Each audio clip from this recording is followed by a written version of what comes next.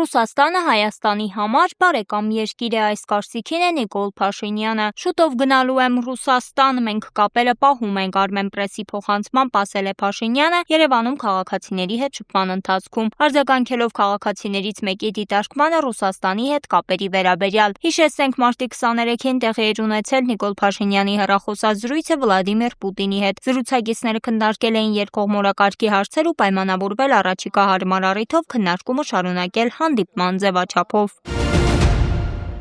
Նարեկ Կարապետյանը հայտարարել է ընտրություններում նոր ուժերի հետ դաշինքով մասնակցելու պատրաստակամության մասին։ Մեր ժողովուրդը մեզանից միասնականություն է ուզում։ Միասնականությունն է, որ կբերի ուժեղ խաղաղություն։ Հրապարակված տեսանյութում նա հայտարարել է. Մենք կստեղծենք դաշինք ուժեղ Հայաստան Սամվել Կարապետյանի հետ։ Միասին մենք կկարողանանք արդարացնել մեր ժողովրդի սպասելիքները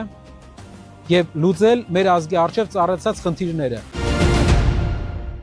Երևանում մարտի 23-ի գիշերը, մարտի 29-ի երեկոյան, 30-ից 31-ին, ապրիլի 1-ի գիշերը ժամանակ առ ժամանակ սպասվում է կարճատև անձրև։ Մարտի 28-ից ցերեկը, 29-ի գիշերը, ապրիլի 1-ից ցերեկը սպասվում է առանց ստեղումների եղանակ։ Այս մասին հայտնում են հիդրոթերապևտաբանության եւ մոնիթորինգի կենտրոն ՊՕԱԿ-ից։ Հանրապետության տարածքում մարտի 28-ի գիշերը շրջանների զգալի մասում, 28-ի 29-ի ցերեկը, 30-31-ին, ապրիլի 1-ին ժամանակ առ ժամանակ առանձին շրջաններում սպասվում են տեղումներ, լեռնային գոտիներում թացցյան, նախալեռնային եւ հովտային գոտիներում անձրևի տեսքով։ Մարտի 29-ի գիշերը սպասվում է առանց ստեղումների եղանակ։ Օդի ջերմաստիճանը 28-ին 29-ի ցերեկային ժամերին աստիճանաբար կբարձրանա 4-ից 5 աստիճանով։